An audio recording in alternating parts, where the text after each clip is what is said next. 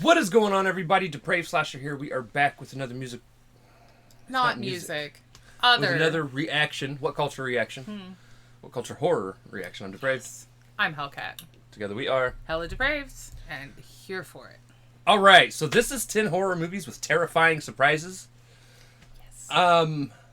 I am interested to see what they consider. What is considered a terrifying surprise. And made the top. Well, it's not a top, but the 10 list. Because one of the top 10 I would consider would be finding out the old girl is actually an adult and orphan. Mm-hmm. Does that count as a terrifying surprise or like a twist surprise? A little bit of both. Right. Because there's definitely because it's terrifying to think that an adult could portray being a kid so well. Did you know that that's based on a real case? I did not. I heard they were working on making a sequel at some point. No, that there was actually an adult who got herself adopted as a kid and fucked this family's life up until they realized that she was an adult. Huh. Yeah. So, there you go. It is terrifying. It was terrifying to them, for sure. Right. Most of the ones that I can think of are like twist surprises. I don't necessarily consider them... I consider twist surprises to be terrifying because it's one of the... It's like not... It's not knowing... Or it's right. the unknown.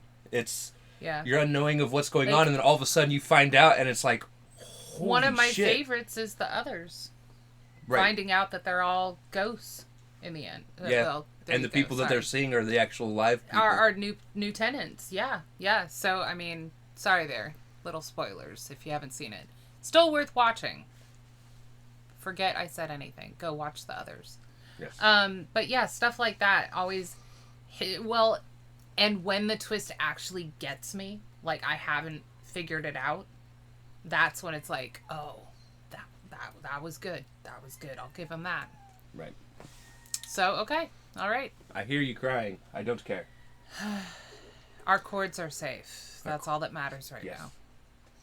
All right. So with that being said, we're going to react to this if you guys have already seen it. If not, click the link in the description below. Hop on over to all the things coming back. And we say that because we're a commentary, reaction, breakdown comedy channel. What that means is we will pause for any and or all of the above. We will try to keep it into one pause per number. We'll try. Yeah. Not always feasible. But we do try. Yeah. We've done better. And definitely go sub to WhatCulture Horror. They're doing fantastic things over there. New stuff every week. It's they put out like 6 videos a week. I know. It's worth it. Yeah. Yeah, they're definitely dope. So with that being said, it is time to slash it up and break it down. This is WhatCulture Horror with 10 horror movies with terrifying surprises. Let's get it. Throughout the decades, few genres of film have offered up quite as many surprises as the horror realm. Whichever particular subgenre of horror you're looking at, there are forever shocks, surprises, twists and turns aplenty. Whether that means brutal deaths, killer reveals, or maybe just a fun little nod to longtime fans of a certain IP. Rather than looking at the all-out major twists of the genre, it's more about exploring some of those terrifying surprises that maybe weren't as groundbreaking as, say, Norman Bates as Mother in Psycho, or Malcolm Crowe being dead all along in The Sixth Sense. With that in mind then, I'm Jess from WhatCulture, and here are 10 horror movies with terrifying surprises. Spoilers are ahead, so beware. Number 10. Standing on a Submerged Corpse. Next of Kin. Not to be confused with the Patrick Swayze and Liam Neeson movie of the same name, 1982's Next of Kin is a spooky Australian horror effort from Tony Williams. The main plot of this picture centers on Linda Stevens as she inherits a posh retirement home following the death of her mother. Once arriving at the swanky-sounding Montclair residence, Linda is haunted by visions and the very real death of some of the home's inhabitants. For one such resident, he has the rather gnarly surprise of finding a dead body submerged in a bathtub. In this instance, the finder is a chap called Lance, and the findee, see corpse, is an old boy named Mr. Collins. Entering the bathroom to take a soak of his own, the steam in the room means that Lance doesn't realize there's a body in the tub until he steps in and puts his foot on the head of Mr. Collins. And such a chill-inducing surprise is all of this for poor Lance. The next time we see him, he's being treated by the local doctor after having suffered a stroke. I'm not surprised. I was like, he's either going to have a heart attack or he's going to have a stroke. That's wild. That would be gnarly. This is actually why I like watching these things.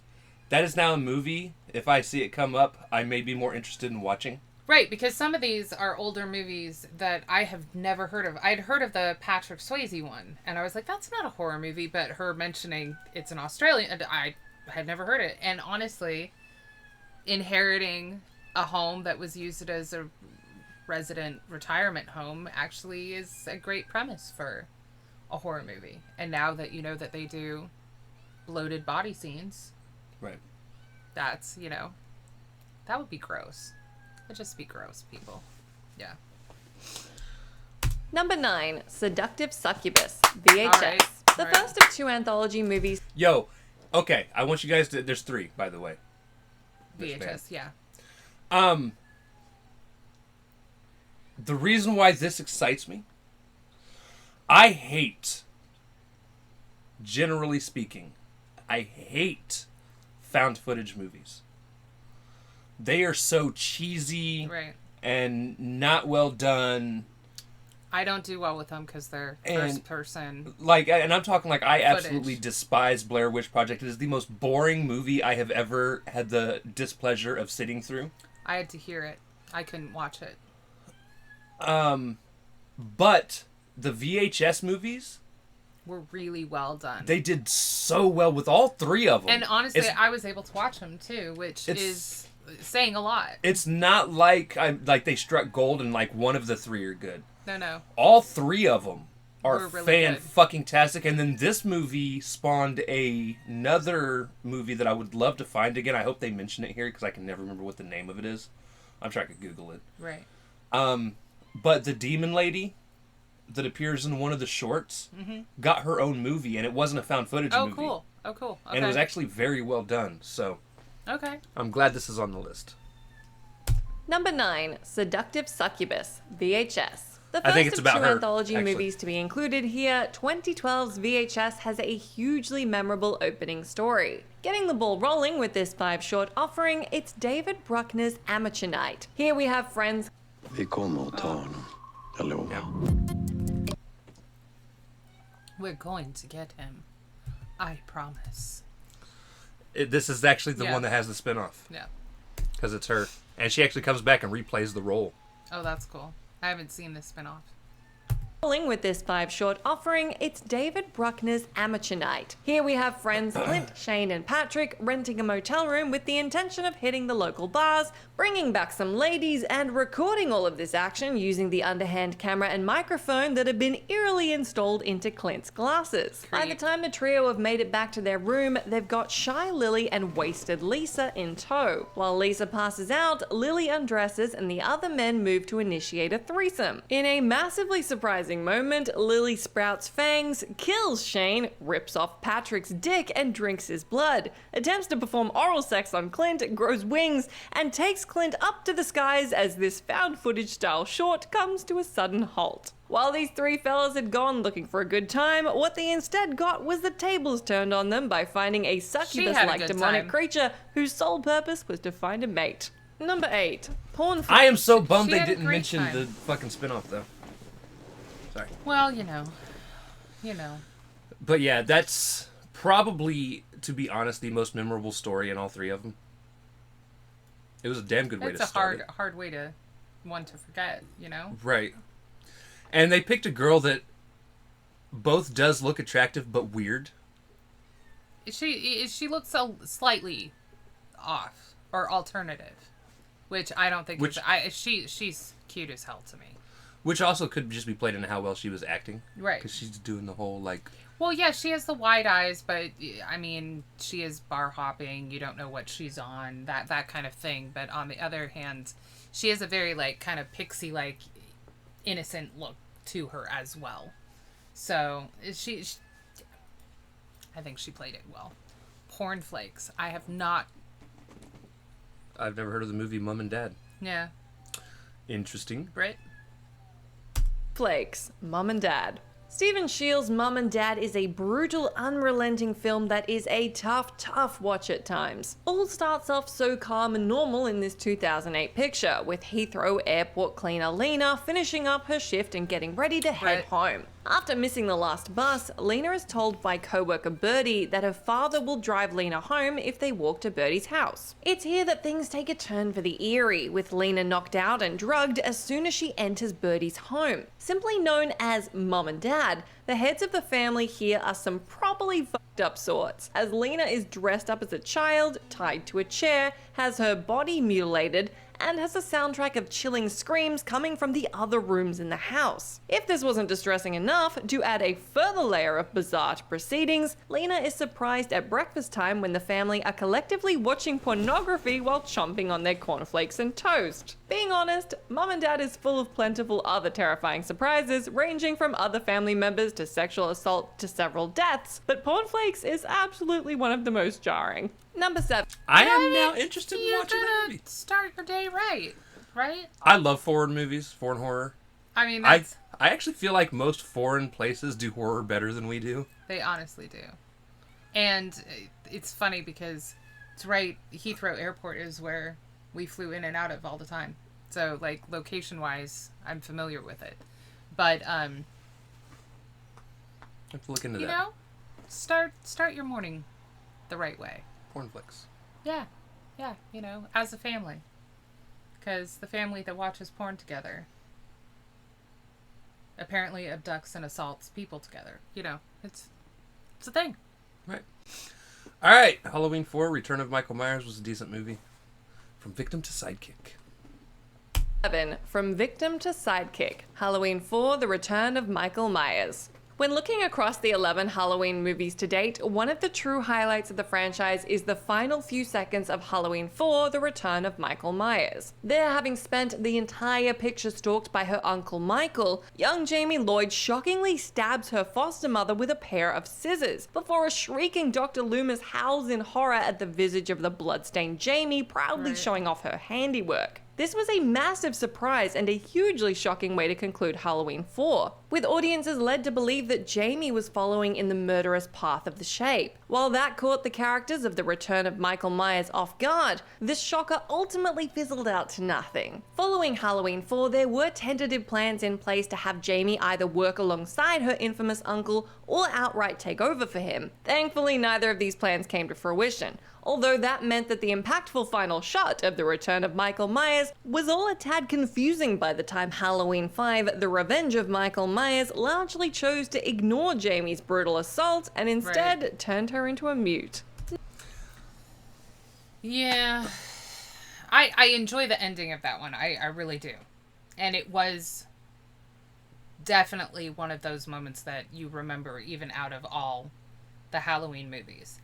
But I wouldn't say that I didn't expect it, and it's because of how young she is and everything that she went through. I expected her to have some sort of problem. Right.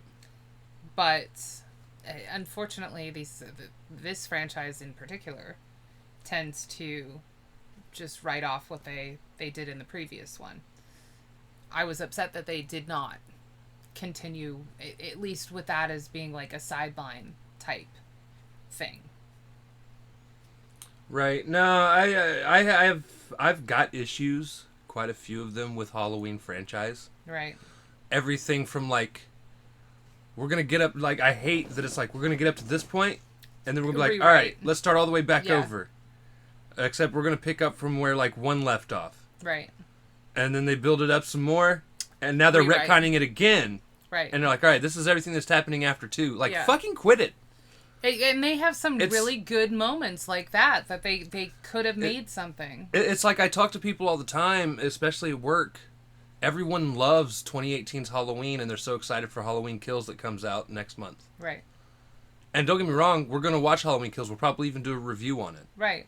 I'm excited about it. But like Halloween 2018, it was a good movie, but I still hated it because, like, I'm tired of the retconning. Right. Like, Jamie Lee Curtis's character's dead. And all of a sudden they're like, oh, let's bring her back because we can't find anybody else good enough to act. Honestly, So- it seems like everybody in that family tree has some really good genetics. Like, immortality might be part of it. And don't get me wrong, Jamie Lee Curtis is fucking fantastic. Right. And it is almost impossible to replace her. But yeah, if you kill a character and it's not a supernatural rebirth like Michael or Jason or Freddy, for that matter, like you can't keep destroying everything previous. It gets tiresome, honestly. It just makes the whole Halloween series hard to follow to the point where I just don't care. You know what they It's did why he's do? actually my least favorite slasher. Right. What they did do well with him, though, is all of the deaths or things that should be incompatible with living that have been done to Michael still show on his mask. Like, they leave the holes and stuff from like getting stabbed and stuff in the mask for further. But, you know, like, if you're going to pay attention to details like that, then you shouldn't be wiping out everything that happened. Like, you know, it's Right. just silly. The attention to detail on one hand is fantastic, and then you just wash out everything that happened, and it destroys, I think, part of the fun of the franchise. And I'll agree with you. I want to Although see Jason's not much better. I want to see Jamie Lee Curtis in everything else she does moving forward, but she shouldn't be in Halloween.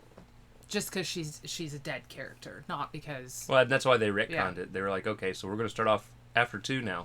Right. And this is like an alternate universe. This is like I feel like... the Halloween multiverse, y'all. I feel like, you know, yes, it's hard to find, like, that badass scream queen that has the acting skills of Jamie Lee Curtis, but there's so many that joined, like, American Horror Story. Like, and they did the show Scream Queens. Some of them. Especially the girls from Coven. So, I mean, you've got some young girls that have... use them. You know, Jamie Lee Curtis was in Scream Queen, too. So, like, use some of the girls from that TV series. Use some of the girls from American Horror Story. There are faces out there that have established... fans already, because that's part of what Jamie Lee Curtis draws in, who are definite up-and-coming or established horror scream queens with that badass side. Use them.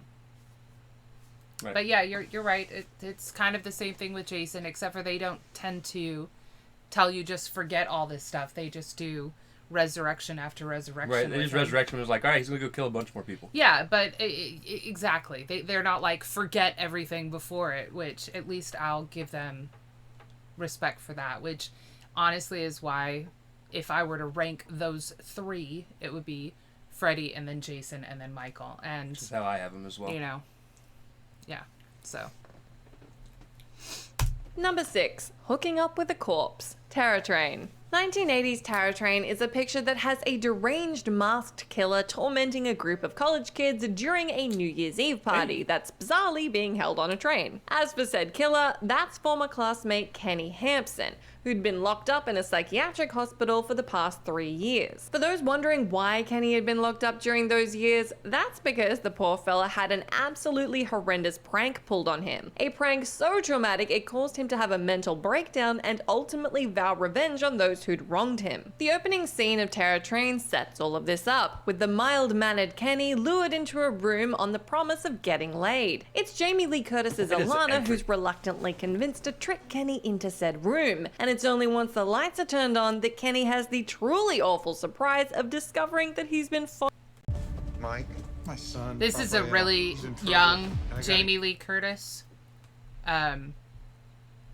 It's one of her established, like, this is what led to her being Scream Queen Central. It was, but I approve of the revenge. I'm sorry, because I'm one of those people that does not agree with the serious hazing and bullying that happens. Like, I understand that there is going to be a certain level of bullying because human species sucks, but there are some major hazing pranks and major just school pranks. Like, if you think Carrie, that there's absolutely no reason that any of that shit should happen, and you should not be participating in that. And if you are, leave my channel.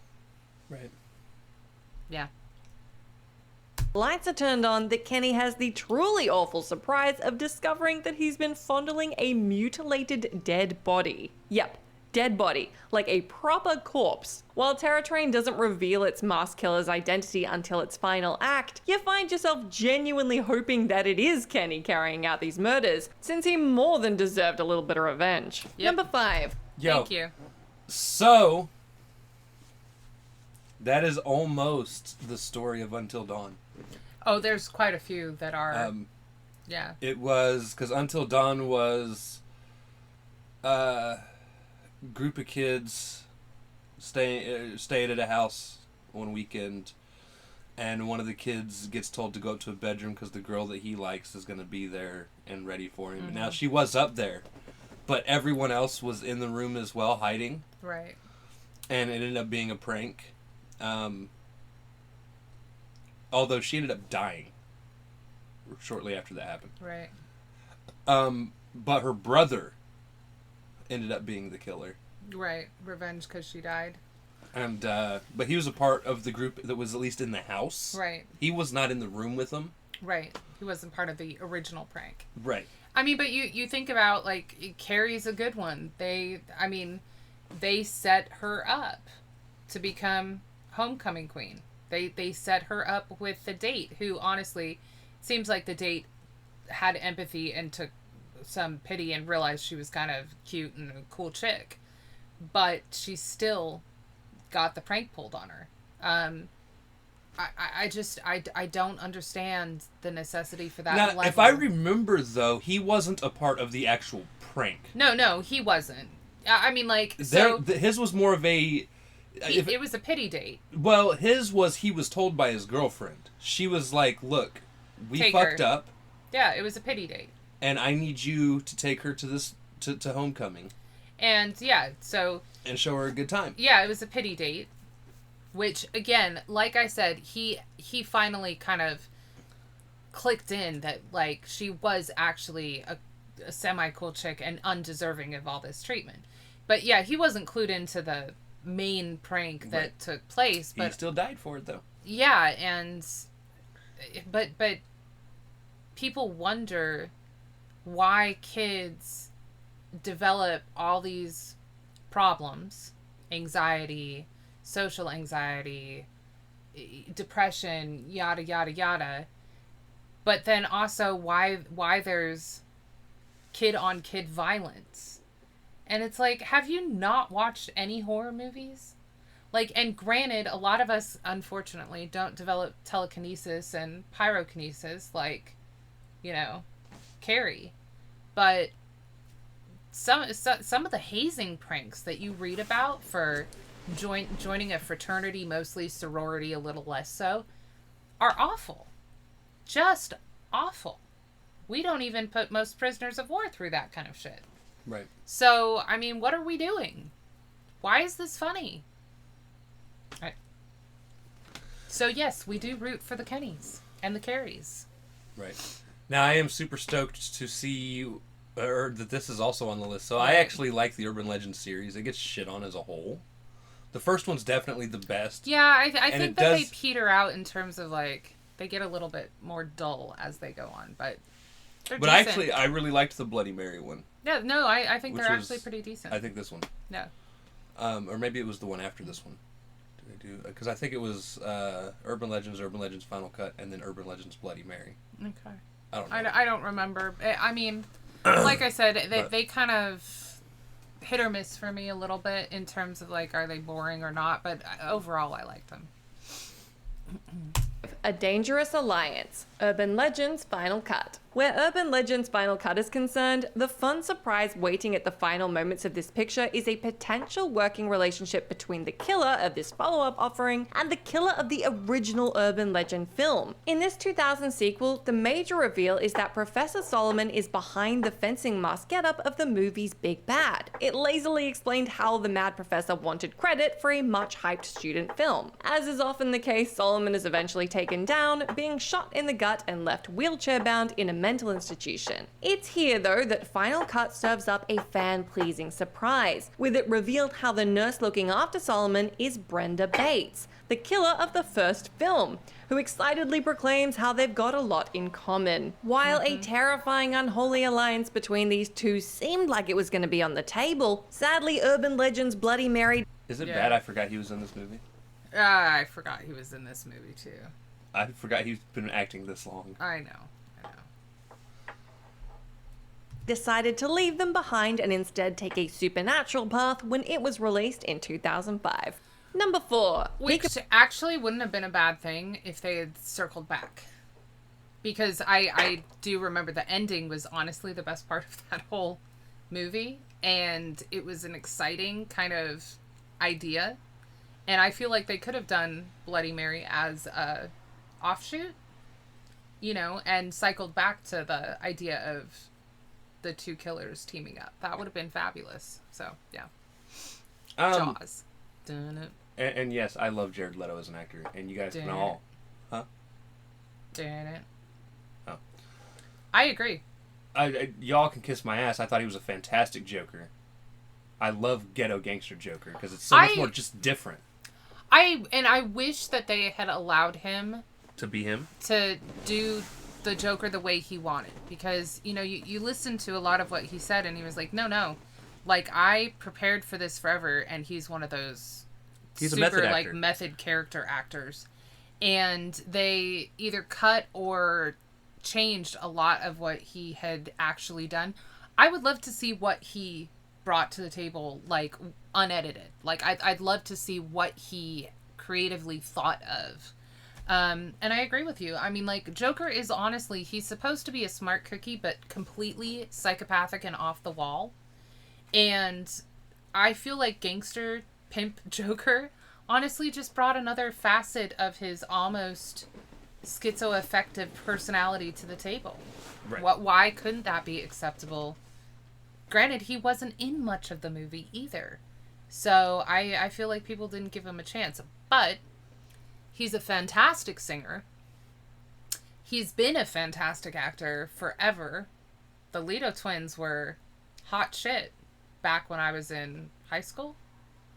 In, what was it's a TV series that they were in all the time that I wasn't, My So-Called Life, I wasn't allowed to watch.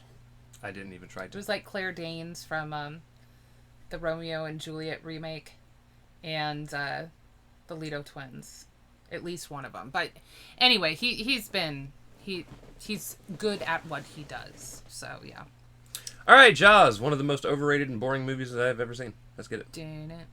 PEEKABOO with Ben Gardner. Jaws. To this day, 46 years after Jaws first swam to the silver screen, the sight of Ben Gardner's head will send a shiver down the spine of many a horror hound. Sure, the horror genre has clearly offered up far more gruesome sights than this in the subsequent years since Jaws' 1975 release, but there's something still utterly jarring about Richard Dreyfuss's Matt Hooper discovering the remains of the local fisherman Gardner. Whether it's the fact that the moment still remains terrifying, or maybe it's more the moment reminds us of how terrifying this was the first time around, the surprise discovery of Hooper is a standout moment in a standout cinema-changing movie. So surprising is all of this to Hooper, of course, it causes him to drop the great white shark tooth he'd found embedded in the hull of a sunken boat. Without that definitive proof of a great white being responsible, Uber prick Mayor Larry Vaughn is able to brush those concerns under the rug and keep the beaches of Amity Island open to the public, while the true danger still stalks the shoreline.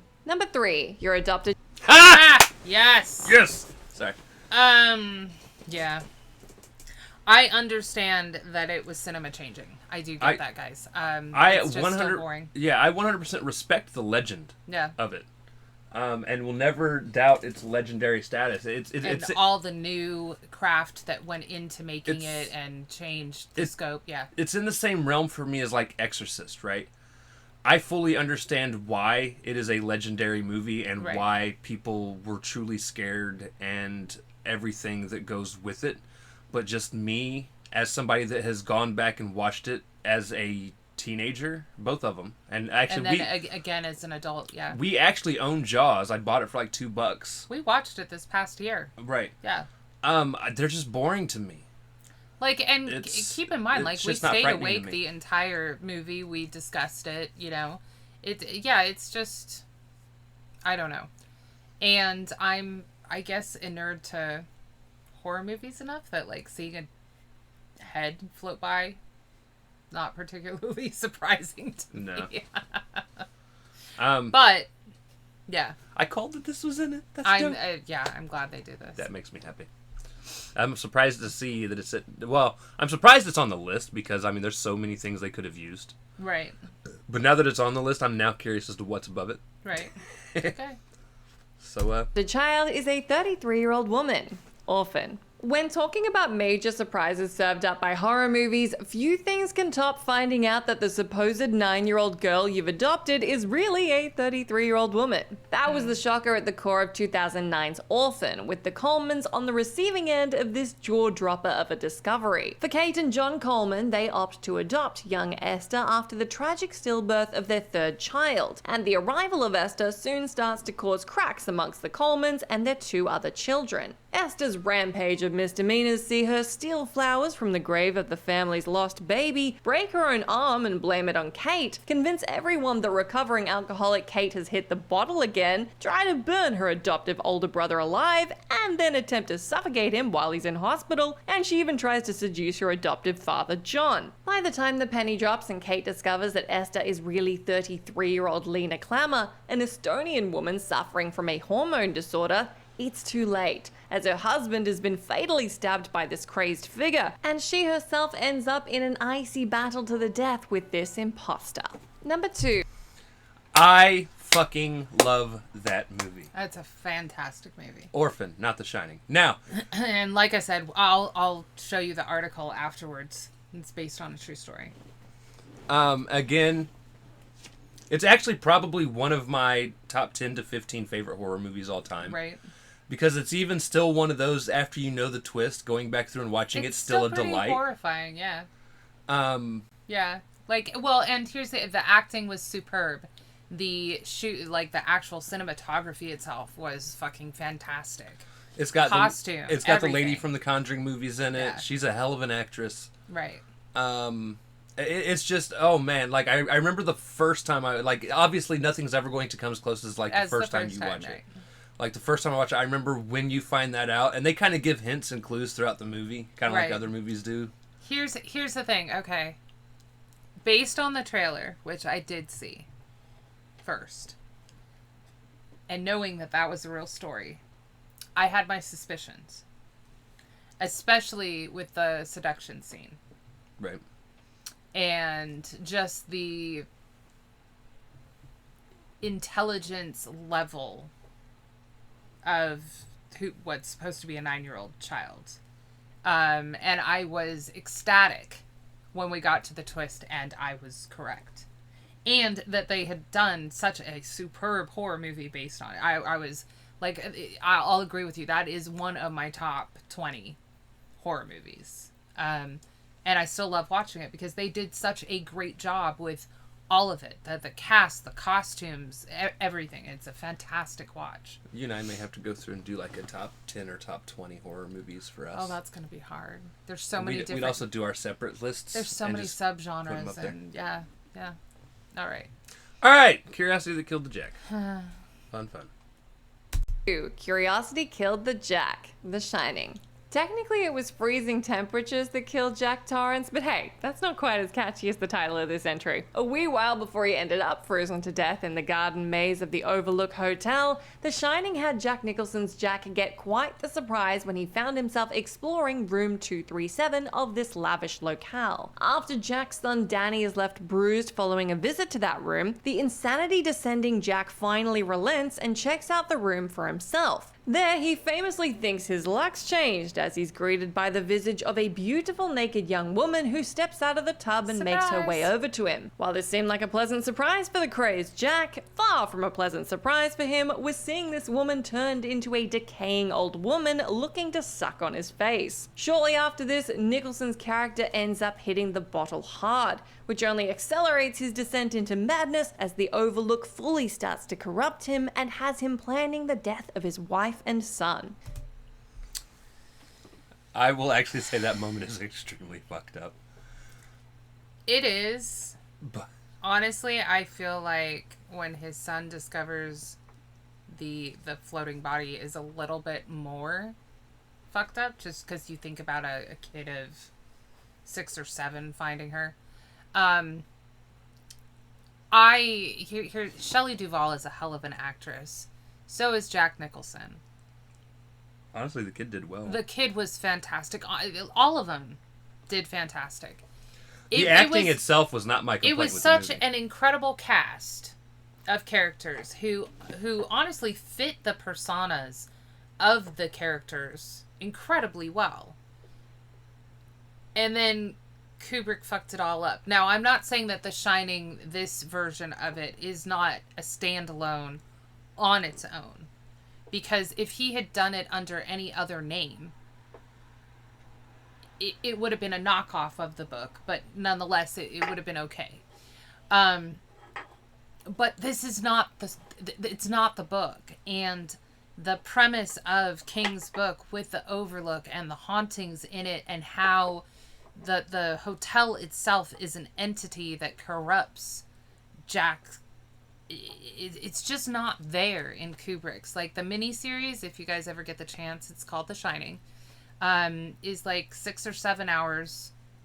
It was fantastic because it followed the book very well, and again, the acting's great. What it is missing is it's hard to see other actors play the characters because, like I said, these actors were the characters. They were great for the role. It just wasn't the movie. And I've been to the Stanley, which is the actual name of the Overlook. Right. Gorgeous up in Estes Park in Colorado. I have seen pictures of it, the actual hotel. Yeah, I've been there. They can still kiss my ass with that floor, but right. Most of the floors don't look like that. Most of it is gorgeous. Some time when we actually maybe have money, they do a horror convention there once or twice a year, and they do their haunted tours, and I mean, like, it would be amazing to go and actually participate. We'll have to go to the horror convention when it comes here. I wanted to go a couple years ago, but I mean, they do almost like a mini Sundance with first releases and stuff like that with horror movies for that weekend, which would be, like I said, incredible to do, especially since the Stanley is fucking gorgeous. Probably couldn't afford to stay there. We'd have to stay at a different hotel, but would be worth doing. I don't know. I guess I just feel like his descent into madness isn't as realistic as it should have been based on all of the other horrors that are taking place ghost-wise and insidiously through the hotel. It's just not in Kubrick's film at all, and therefore it's like one minute he's sane and the next minute he's not, and you're kind of like, really? So, yeah. And there's not a lot of drugs involved, which, again, you're like, really? right. Yeah. All right, what's number 1? See? Number 1, Tears for Tentacles, ABC. We haven't seen this yet. We saw the first ABC. Oh yeah, we just haven't seen 2. We haven't seen the second one. We're gonna get available. spoilers. We're gonna get spoilers. I think. I think. Are we going into hentai or what? I've seen 2 through a lot of it, but it's a movie I had fallen asleep to. Okay. All right. Because I watched. I want to say I watched 1 right before 2 came out, and that's why I watched 1 because I heard 1 was really good, and it is weird at times. Oh, definitely weird, but yeah, that doesn't mean it's not good. But yeah. ABCs of Death 2. Directed by the Soska sisters, It's the for torture T is for porn. torture There porn we section go. of the 2014's ABCs of Death 2 anthology sees modern genre fave Tristan Risk take center stage as a budding porn star. When Risk's Yumi auditions for an X-rated movie, she has her buttons poked and prodded by some hideous director and production crew, whose main questions revolve around her gag reflex, what she's willing to do with her body, and what she's prepared to do to land the part. Remaining largely silent while she's aggressively Scum. grilled and grabbed, Yumi happens to have quite the surprise waiting to reveal to these creeps. As one of them questions whether Yumi has a penis under her dress, the demeanor of Risk's character changes, and she sinisterly proclaims, "I love dicks," and showcases how she has tentacles hiding under her garment. From here, those tentacles proceed to brutally attack, rape, and ultimately murder this misogynistic film crew. Of course, this is just one of a mammoth 26 shorts that make up ABCs of Death 2, with, like its predecessor, all of this sequel's vignettes being constructed around a different letter of the alphabet. And that's our horrifying list. All As right. always, I've been Jess from WhatCulture. Thank you so much for hanging out. All right. I can't blame her. So for those of you that don't know what ABCs of Death are, it's ABCs. It's with 20 a different death. 26 different short stories, Mm-hmm. each one being represented by a letter in the alphabet, and they do go in order, A to Z. But it's also done by different directors. So there's 26 different directors at the very minimum, because there are some that have co-directors that do stuff. Right. It's It's an anthology, is what it is. and I don't think they use major directors. They use up and coming film directors. Right. For the most part. So you're not going to see like John Carpenter Wes or- Craven. or well, no one's ever going to see him. No, I know. I'm just But in past episodes. Jesus. but no. Well, I don't know. Some of these are pretty supernatural. We might. Right. But yeah, so it's different directors, different letter of the alphabet. Like F in the first one's fart, which is one of the weirdest Right. fucking vignettes. Did you ever watch It's 1,000 Different Ways to Die? 1,000 Ways to Die. Yeah, it's basically kind of the same concept because they go through some very weird ways that you die. I feel like some of the directors went through that because there's a book too. And we're like, fart. Yeah. Well, that I one was gotcha. also, the fart one was also done by Japanese directors, which made it even more weird. No, they do some outlandish stuff. The Very, Japanese very are creative. special. But I love yeah, them. they do some really outlandish Love 'em. stuff. But yeah, I feel like they went through the book or the series and were like, you know what? Let's go. Let's go. Let's get it. Yeah. So, all right. All right, so that's going to do it for this one.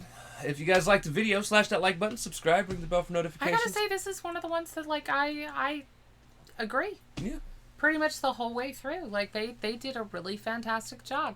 Couple that we hadn't seen, but I would say, based on the presentation, they made the I was going list. to say, the only one I don't agree on that was on the list, honestly, was the Jaws one. Because I just don't see the heads popping up being a surprise. I guess I would have put Jaws and The Shining. Lower. Shining would have been way lower, and Jaws isn't really a surprise based on the fact that you have a mass murdering predator on the loose. Like, you gotta expect some body parts. I'm just saying, like, I would have said Norman Bates. Of course, she said they weren't doing surprises kind of like that, but I would have put Norman Bates, like, above Jaws if we're doing older twists, I guess. Right. But for the most part, I agree with that. I would have put Let Me In. Yeah. Because she was talking about, like, okay, we're not doing Norman Bates type shockers, but we're going to do some smaller stuff. Let Me In is definitely one of those that, it's like Orphan. You get to a 3/4 of the way kind of point, and then all of a sudden, you're like, now it makes sense. Right. So, Again. But yeah, so also comment down below if there's anything else you guys want to see reacted to. Check the description below for all the things. Push our buttons. Come join us on our other social media platforms. Mostly Twitter if you guys want a response. With that being said, we love you guys. Thank you all for watching. Cannot wait to see you to brave people later.